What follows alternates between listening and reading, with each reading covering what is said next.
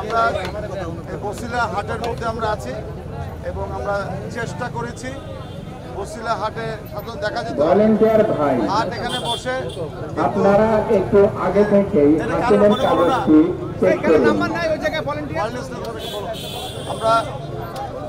আমি হাটের লোকের সাথে কথা বলেছি, ওরাও বলেছে আজকের যে ব্যবস্থাপনা যেটা আছে এটা ভালো হয়েছে। কোনো হাসিলের কাগজ যেন চেক বাদ না থাকে এবং মাইকটা একটু করতে বলেন।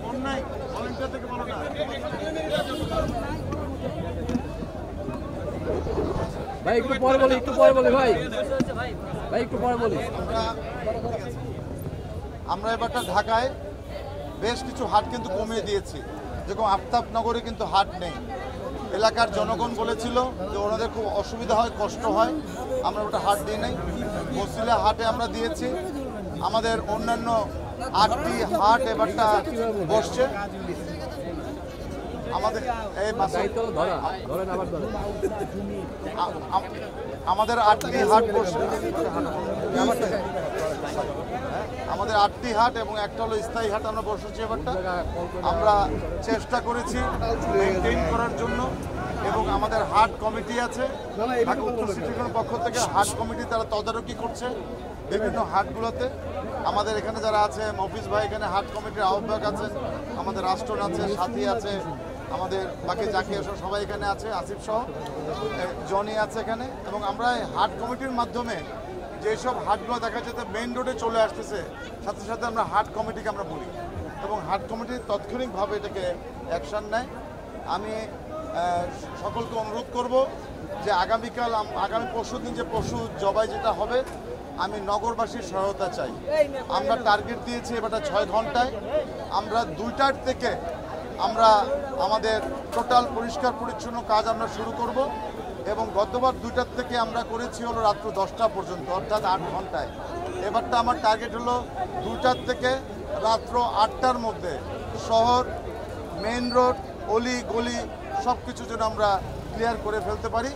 এই জন্য আমরা সেই ধরনের একটা বন্দোবস্ত করেছি। এটি অত্যন্ত চ্যালেঞ্জিং, তাই আমি জনগণকে অনুরোধ করব, প্রিয় ঢাকাবাসীকে অনুরোধ করব, প্রিয় আমার ঢাকা যারা থাকেন সম্মানিত নগরবাসীকে অনুরোধ করব, মেহেরবানি করে আপনারা আমাদের সহায়তা করবেন। আমাদের পলিব্যাগ দেওয়া আছে, আমাদের সম্মানিত কাউন্সিলর বৃন্দরা মাঠে থাকবেন, যার যার ওয়ার্ডে থাকবেন। আমার পরিষ্কার পরিচ্ছন্ন কর্মী, আমার সিও সহ আমরা সবাই সেদিন মাঠে থাকবো। আমাদের কন্ট্রোল রুম করা হয়েছে এবং এছাড়া আমাদের হটলাইন আছে। আমি মনে করি আমরা যেহেতু এবারটা বৃষ্টির আভাস পাচ্ছি, এজন্য আমাদের কুইক রেসপন্স টিম 10টি কুইক রেসপন্স টিম তারাও মাঠের মধ্যে থাকবে। আমরা নিজেও থাকব, 10টি কুইক রেসপন্স টিম থাকবে। এছাড়াও আমাদের প্রত্যেকটি আমাদের বিভাগীয় প্রধান যারা আছেন তাদেরকে দিয়ে 10টা অঞ্চলে 10টা টিমও আমি করে দিয়েছি তদারকি করার জন্য। অর্থাৎ আমার সিও যেরকম আছেন, আমার চিফ ইঞ্জিনিয়ার আছে, আমার বর্জ্য প্রধান আছেন, তারা বিভিন্ন অঞ্চলে একজন করে বিভাগীয় প্রধানরা থাকবেন, তারা মনিটরিং করবেন। অর্থাৎ আমাদের কন্ট্রোল রুম থাকবে, আমাদের কন্ট্রোল রুম থাকবে, আমাদের তদারকি টিম থাকবে, আমার নেতৃত্বে একটি টিম থাকবে। আমি যে কোনো জায়গায় যে কোনো অঞ্চল অথবা ওয়ার্ডে আমি যাব। এছাড়া প্রত্যেকটি অঞ্চল এবং প্রত্যেকটি ওয়ার্ড ভিত্তিক এবং অঞ্চল ভিত্তিক আমরা টিম করে দিয়েছি। বিকজ যেহেতু বৃষ্টি যেহেতু আসে, 10,000-এর অধিক পরিষ্কার পরিচ্ছন্ন কর্মী সেদিন মাঠে থাকবে ঈদের দিন ইনশাল্লাহ। এবং 500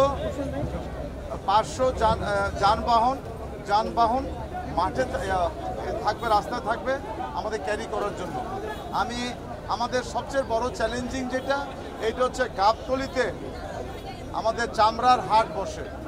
আমি অনুরোধ করেছি পুলিশকে যেন গাবতলীর উপরে, ব্রিজের উপরে কোনো ধরনের জন্য চামড়ার হাট যেন না বসতে পারে। এটি বসলেই কিন্তু আমরা আমাদের আমিন বাজারে যেখানে আমরা ডাম্পিং করি ওখান থেকে আসতে কিন্তু অনেক সময় লেগে যায়। আমিও এটার ব্যাপারে আমি অনুরোধ করেছি আমাদের পুলিশ কমিশনারকে, উনিও কথা দিয়েছেন। আমরা আশা করি আমাদের হাট যে ব্যবস্থাপনা আছে আমি সন্তুষ্ট। বাকিটা আমি জনগণের সহায়তা চাই। আমি এবং আমার সকল কাউন্সিলর, আমার সিও সহ সকল পরিচ্ছন্ন কর্মীরা মাঠে থাকবে। আর পরিচ্ছন্ন কর্মীদেরকে বলেছি, ওরা যদি 6 ঘন্টায় বর্জ্য পরিষ্কার করতে পারে ইনশাল্লাহ, তাহলে ওদের জন্য আমি একটা বড় খানা, কারণ ওরা তো পরিষ্কার করে, ওরা কিন্তু খানা পায় না, ওদেরকেও আমরা চাচ্ছি এবারটা ঈদের পরে প্রত্যেক ওয়ার্ডে ওয়ার্ডে খাবার বন্দোবস্ত করতে চাচ্ছি। Thank you.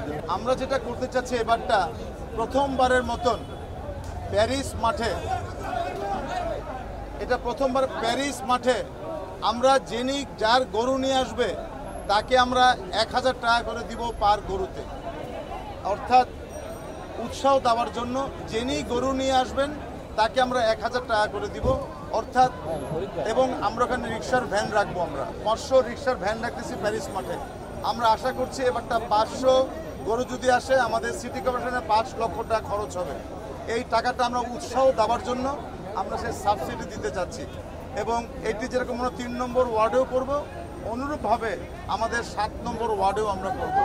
আমরা আশা করছি এই ঘোষণার মাধ্যমে আমি অনুরোধ করব আমরা আগামী বছর আরও বেশি সাবসিডি দিব। এবারটা দিচ্ছি পার গরুতে 1000 টাকা করে, যে গরু নিয়ে আসবেন তাকে আমরা 1000 টাকা করে দিয়ে দিচ্ছি।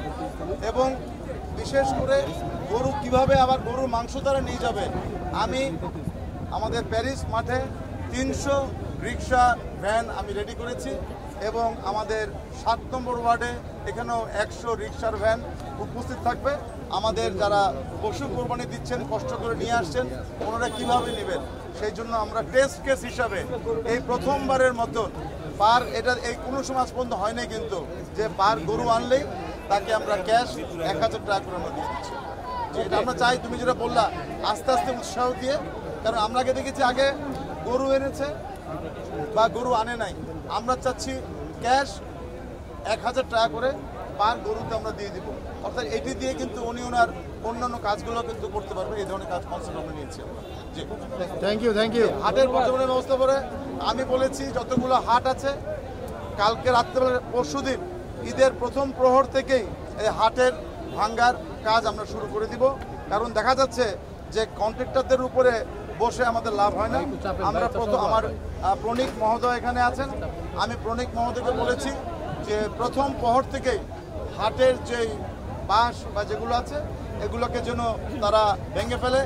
এবারটা আমরা কি করছি, এই প্রথমবারের মতন আমরা গতবার চেষ্টা করেছি, আমরা বিভিন্ন হাটে বিভিন্ন জায়গায় যে গোবর যেটা আছে গাছ লাগানোর জন্য গোবর লাগে, এটিকে আমরা সংরক্ষণ করছি। এই গাছ লাগানোর জন্য যে গোবর যেহেতু লাগে এটিও আমরা সংরক্ষণ করছি বিভিন্ন হাটের একটি জায়গার মধ্যে। পরে আমরা পর্যায়ক্রমে এখান থেকে আমরা গোবরগুলো নিয়ে যাবো, কারণ এই গোবর কিনতে কিন্তু